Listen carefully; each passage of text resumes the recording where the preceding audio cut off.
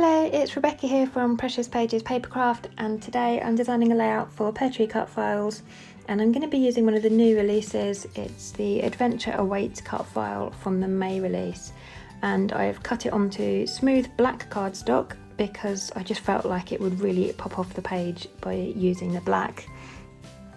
And I've selected 4 photos of myself and my little boy getting ready for our holiday. So 2 of them are him and my husband kind of loaded up in the back of the car, and the other 2 are of us on the ferry on the way over.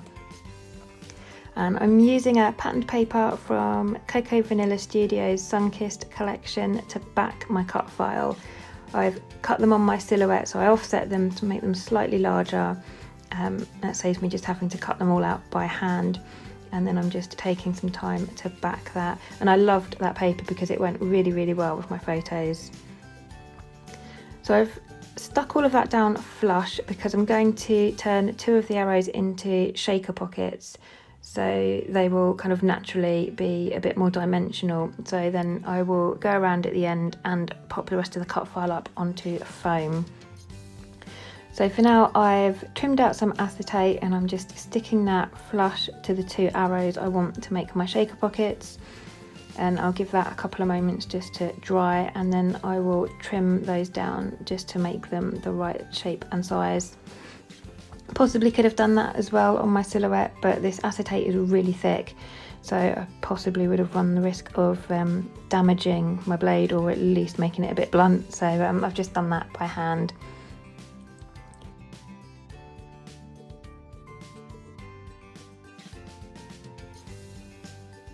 So now I need to make a pocket for my sequins to sit in. So I'm going to do that using strips of craft foam. This is an A4 sheet and I've just cut a really thin strip, just wide enough to sit behind that black cut file, but without it kind of showing through from the front. And I'm just taking some time to make sure I go all the way around. The important thing to remember with sequin shaker pockets is not to have any gaps, because your sequins will escape. So it just takes a moment to go around doing that and making sure that it all kind of lines up and there aren't any gaps.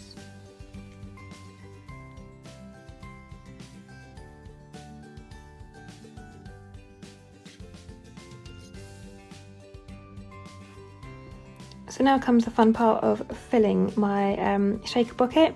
I'm using a sequin mix from Spiegelmom Scraps and it's called Dreamland, and it's the perfect colours for this layout. So it's got the oranges, the blues, the pinks, some iridescent sequins. It's really pretty and it works really well. So I've just poured some sequins into both of those arrows, and now I'm just trying to flatten them out a bit so that when I back them, the sequins don't get stuck on the glue or anything.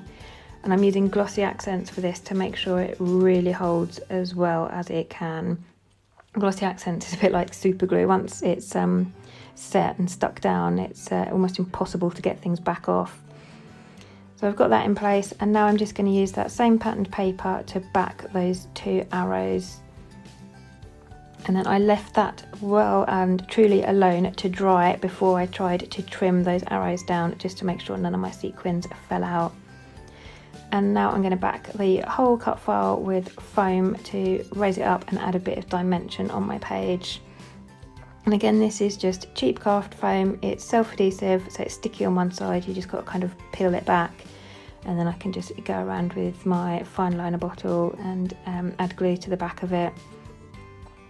The section in the middle where it says awaits was a bit too narrow for craft foam, and I didn't want to use all of my black up, but it was perfect size for these foam pads. So I've just added foam pads in the middle there, and once it's turned over you can't see any of that, so that worked really well. Now I'm just using a pencil to make some marks on my background because I'm going to add some mixed media, but I just wanted to mark out where my cut file would sit. And initially I wanted to have some stamping detail on my background, so I've used this wooden block stamp. It's kind of like got a grid hatch mark on it, but once I popped everything kind of back on top of it, I really wasn't that keen. It looked a bit too square and sort of blocky, so I just turn my page over and start again without the stamping. I really didn't like it. Didn't look like how it looked at all. So rather than waste a page, I've just turned that over and I will start again. So I'm using Distress inks on a piece of acetate here to add some colour to my background. And I think I use 2 shades of blue. So I think I've got Tumbled Glass and Salty Ocean. In fact, I can't actually remember if I started with Tumbled Glass. I might have done, yeah, and this is the Salty Ocean, which is a darker shade of blue, just for a bit of a variation. And I'm not trying to completely saturate my background. I wanted it to look quite patchy, so I've not bothered adding any gesso. And this is a 3rd shade of blue. This is Mermaid Lagoon, which is a bit darker, almost slightly more of a turquoisey colour, but still worked really well.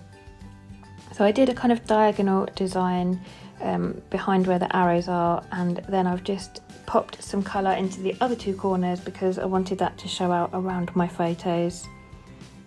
And I've not gone mad with the water on my background, so it's not really warped too much at all.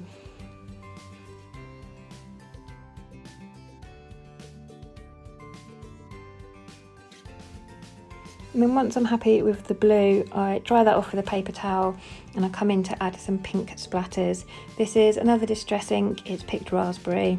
So I just pop some on the acetate and add some water and then add splatters with a paintbrush. And again, just roll the paper towel over to dry that off.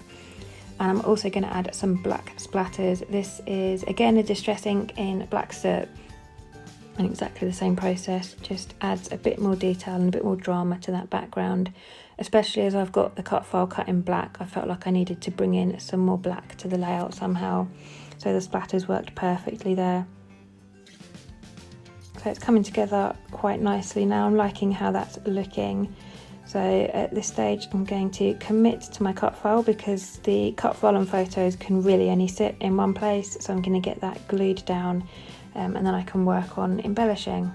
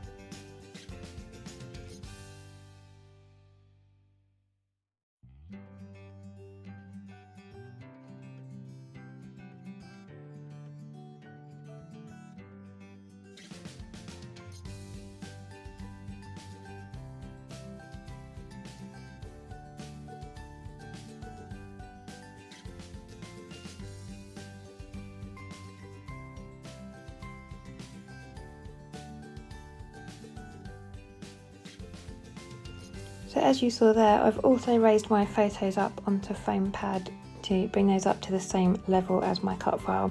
I do like to have a lot of dimension on my layouts, so the foam works great for that. Now I'm bringing in some of the florals from the same CVS Sunkissed collection, and I'm just going to make a couple of clusters of those around my photos. But I really dislike the white border on these. I don't mind a narrow white border on ephemera, but for some reason on these ones it's just a bit wide, it's just too much. So I take some time to trim the white off of all of those, and I've done a couple of the leaves as well.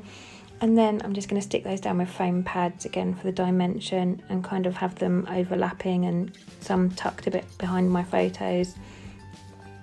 And doing that in both diagonal corners there, just to help balance that page out nicely.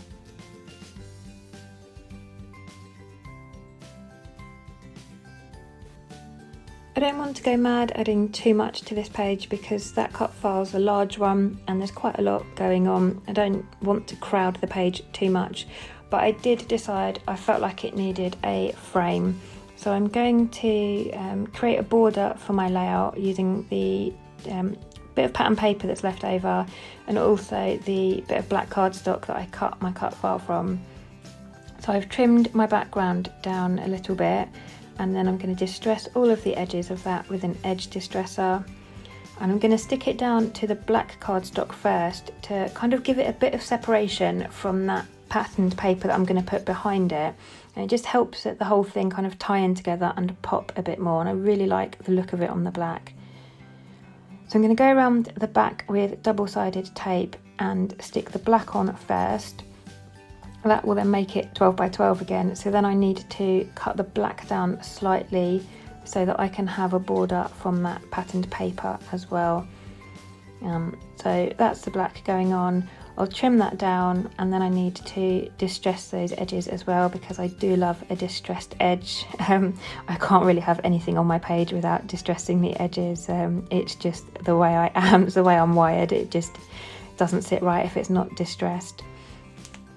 So I'm just gutting the middle of that piece so I can use that on another layout. And I got ahead of myself and started distressing the black, and then realised I hadn't trimmed it down yet, so a bit of a waste of my time. But I soon realised what I've done, so I can trim that down now, distress it again, and then I will stick that down to the that patterned paper to create a kind of double framed border.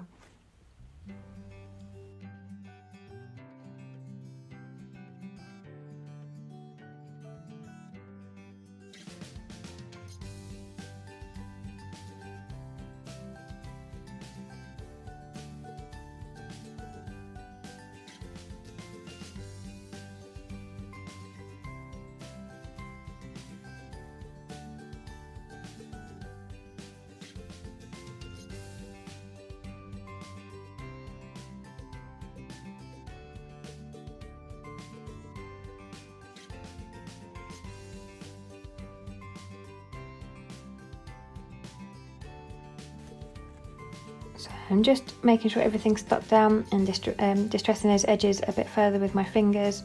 I decided I wanted to add a couple more flowers. I don't like to over embellish my layouts, but I was quite uncomfortable with how little I had on this page.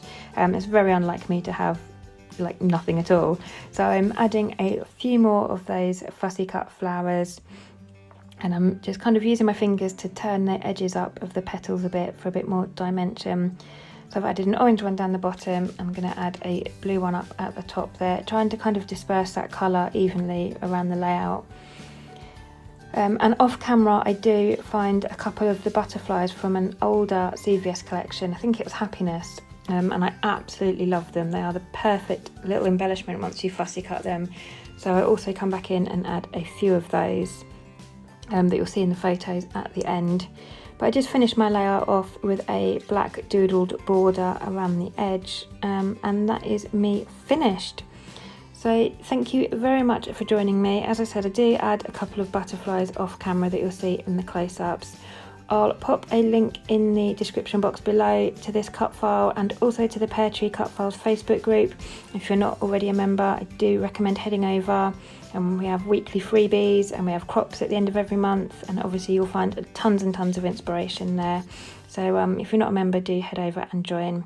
But until next time, I shall say goodbye and see you later.